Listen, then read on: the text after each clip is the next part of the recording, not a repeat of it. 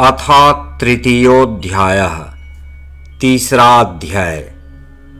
त्रिपुर के विनाश के लिए देवताओं का विष्णु से निवेदन करना। विष्णु द्वारा त्रिपुर विनाश के लिए यज्ञ कुंड से भूत समुदाय को प्रकट करना।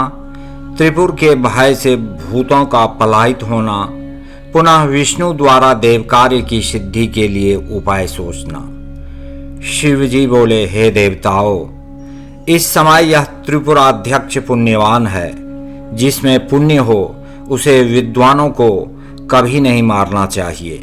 हे देवताओं, मैं देवताओं के समस्त बड़े कष्टों को जानता हूँ। वे दैत्य प्रबल हैं। देवता तथा असुर कोई भी उन्हें मारने में समर्थ नहीं है। दानव मैं सहित वे सभी तारक पुत्र पुण्यवान हैं। त्रिपुर में रहने वाले उन सभी का वध दुस्साध्य है। युद्ध में अजेय होते हुए भी मैं जानबूझकर किस प्रकार मित्र द्रोह का आचरण करूं, क्योंकि स्वयंभू ने पहले कहा है कि मित्र द्रोह करने में महान पाप होता है। ब्रह्म हत्यारा, सुरापान करने वाला, स्वर्ण की चोरी करने वाला तथा व्रत भंग करने वाला, इन सभी के लिए शास्त्रकारों ने प्रायश्चित्त बताया है, किंतु कृतज्ञ के लिए कोई प्रायश्चित्त विधान नहीं है। हे देवताओं, धर्म के ज्ञाता आप लोग ही धर्म पूर्वक विचार करें कि वे दैत्य मेरे भक्त हैं, तब मैं उनका वध किस प्रकार कर सकता हूँ। हे देवताओं, जब तक वे मुझ में भक्ति रखते हैं तब तक मैं उन्हें नहीं मार सकता। तथापि आप लोग विष्णु से इस कारण को बताइए। सनत कुमार बोले, हे मुने, उनका यह वचन सुनकर इंद्र आदि सभी देवताओं ने सर्वप्रथम इस बात को ब्रह्मा जी से कहा।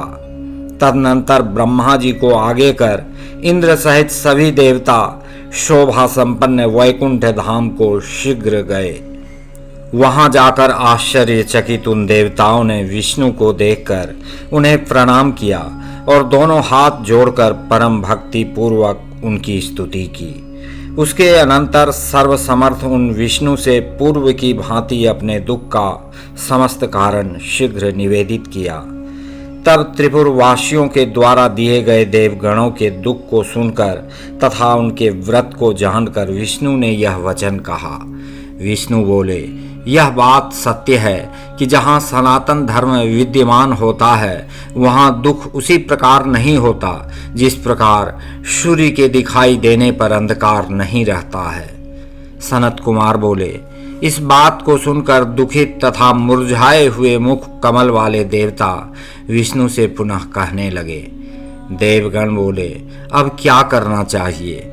यह दुख किस प्रकार से दूर हो, हम लोग कैसे सुखी रहें तथा किस प्रकार से निवास करें? इस त्रिपुर के जीवित रहते धर्माचरण किस प्रकार हो सकेंगे?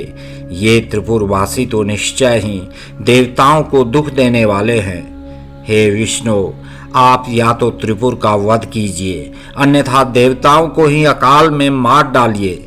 सनत कुमार बोले, तब इस प्रकार कहकर वे देवता बारंबार बड़े दुखी हुए और ना तो विष्णु के पास से उन्हें जाते बना और ना तो रुकते ही बना। तब विष्णु ने उन देवताओं को इस प्रकार से हीन तथा विनय युक्त देखकर अपने मन में विचार किया कि देवताओं की सहायता करने वाला मैं इन देवताओं के कार्य के लिए कौन सा उपाय करूं? तारकासुर के वे पुत्र भी तो शिव जी के भक्त ही हैं। ऐसा सोचकर उसी समय सर्वसमर्थ उन विष्णु ने देवताओं के कार्य के लिए अक्षय यज्ञों का स्मरण किया। उन विष्णु के स्मरण मात्र से वे यज्ञ उसी क्षण शीघ्रता पूर्वक वहां आ गए जहां लक्ष्मीपति पुरुषोत्तम विद्यमान थे। उसके बाद उन्होंने हाथ जोड़कर प्रणाम करके यज्ञपति पुराण पुरुष श्री हरि की स्तुति की। तब सनातन भगवान विष्णु ने भी उन सनातन यज्ञों को देखकर पुनः इंद्र सहित देवताओं की ओर देखकर उनसे कहा। विष्णु बोले, हे देवगण, आप लोग त्रिपुरों के विनाश एवं तीनों लोकों के कल्याण के निमित्त इन यज्ञों द्वारा सदा परमेश्वर का यजन कीजिए। सनत कुमार बोले, देवाधिदेव बुद्धिमान विष्णु का वचन सुनकर वे देवता प्रेम पूर्वक यज्ञेश को प्रणाम करके उनकी स्तुति करने लगे। हे मुने, इस प्रकार स्तुति करने के पश्चात संपूर्ण विधियों के ज्ञाता हुए देवता यज्ञोक्त विधान से यज्ञ पुरुष का यजन करने लगे। तब उस यज्ञ कुंड से शूल, शक्ति और गदा हाथ में धारण किए महाकाय हजारों भूत समुदाय उत्पन्न हुए। उन देवताओं ने हाथ में शूल, शक्ति, गदा, दंड, धनुष तथा शिला का आयुध धारण किए हुए, इसके अतिरिक्त और भी अनेक प्रकार के अस्त्र धारण किए हुए, नाना प्रकार के वेश धारण किए हुए, कालाग्नि रुद्र के समान तथा काल सूर्य के समान प्रतीत होने वाले उन हजारों भूत समुदायों को देखा। अपने आगे खड़े उन भूतों को देखकर और उन्हें प्रणाम कर रुद्र की आज्ञा का पालन करने वाले यज्ञपति श्रीमान विष्णु उनसे कहने लगे। विष्णु जी बोले, हे भूतगणों, तुम मेरी बात सुनो। तुम लोग महाबलवान हो, अतः देव कार्य के लिए तत्पर हो, शीघ्र त्रिपुर को जाओ। हे भूतगणों, वहां जाकर दैत्यों के तीनों पुरों को तोड़ फोड़ कर तथा जलाकर पुनः लौट आना। इसके बाद अपने कल्याण के लिए जहां इच्छा हो वहां चले जाना। सनत कुमार बोले, तब भगवान विष्णु की वह बात सुनकर वे भूतगण उन देवाधिदेव को प्रणाम कर दैत्यों के त्रिपुर की ओर चल दिए। वहां जाकर त्रिपुर में प्रवेश करते ही वे त्रिपुर के अधिपति के तेज में उसी प्रकार शीघ्र भस्म हो गए जैसे अग्नि में पतंगे भस्म हो जाते हैं। उनमें जो कोई शेष बचे वे भाग गए और वहां से निकलकर व्याकुल हो शीघ्र विष्णु के समीप चले आए। तब पुरुषोत्तम भगवान हरि उनको देखकर तथा वह सारा वृत्तांत सुनकर और इंद्र सहित सभी देवताओं को दुखी जानकर संतप्त चित्त हो गए और सोचने लगे कि इस समय कौन सा कार्य करना चाहिए। उन दैत्यों के तीनों पुरों को बलपूर्वक नष्ट करके मैं देवताओं का कार्य किस प्रकार करूं, वे इसी चिंता से व्याकुल हो उठे। धर्मात्माओं का अभिचार से भी नाश नहीं होता, इसमें संशय नहीं है। ऐसा श्रुति के आचार को प्रमाणित करने वाले शंकर जी ने स्वयं कहा है।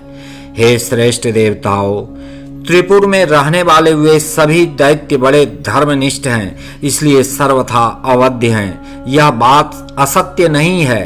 वे महान पाप करके भी रुद्र की अर्चना करते हैं, इसलिए सभी प्रकार के पापों से वैसे ही मुक्त हो जाते हैं जैसे पद्म पत्र जल से पृथक रहता है। हे देवताओं, रुद्र की अर्चना से सभी कामनाएं पूर्ण होती हैं और पृथ्वी के अनेक प्रकार के भोग एवं संपत्तियां वशीभूत हो जाती हैं। अतः लिंगार्चन परायण ये दैत्य इस लोक में अनेक प्रकार की संपत्ति का भोग कर रहे हैं और परलोक में भी उन्हें मोक्ष प्राप्त होगा। फिर भी मैं अपनी माया से उन दैत्यों के धर्म में विघ्न डालकर देवताओं की कार्य सिद्धि के निमित्त क्षण भर में त्रिपुर का संहार करूंगा। इस प्रकार विचार करने के पश्चात वे भगवान पुरुषोत्तम उन दैत्यों के धर्म में विघ्न करने के लिए तत्पर हो गए। जब तक उनमें वेद के धर्म हैं, जब तक वे शंकर की अर्चना करते हैं और जब तक वे पवित्र कृत्य करते हैं, तब तक उनका नाश नहीं हो सकता। इसलिए अब ऐसा उपाय करना चाहिए कि वहां से वेद धर्म चला जाए, तब वे दैत्य लिंगार्चन त्याग देंगे, इसमें संदेह नहीं। ऐसा निश्चय करके विष्णु जी ने उन दैत्यों के धर्म में विघ्न करने के लिए श्रुति खंडन रूप उपाय किया। इसके बाद त्रैलोक्य रक्षण के लिए शिव के द्वारा आदिष्ट देव सहायक उन विष्णु ने शिव की आज्ञा से देवताओं से कहा। विष्णु जी बोले, हे देवों, इस समय आप सभी लोग निश्चित रूप से अपने घर को चले जाएं। मैं अपनी बुद्धि के अनुसार देवताओं का कार्य अवश्य करूंगा, इसमें संदेह नहीं है। मैं बड़े यत्न से उन्हें रुद्र से अवश्य विमुख करूंगा और तब शिवजी अपनी शक्ति से रहित जानकर उन्हें भस्म कर देंगे।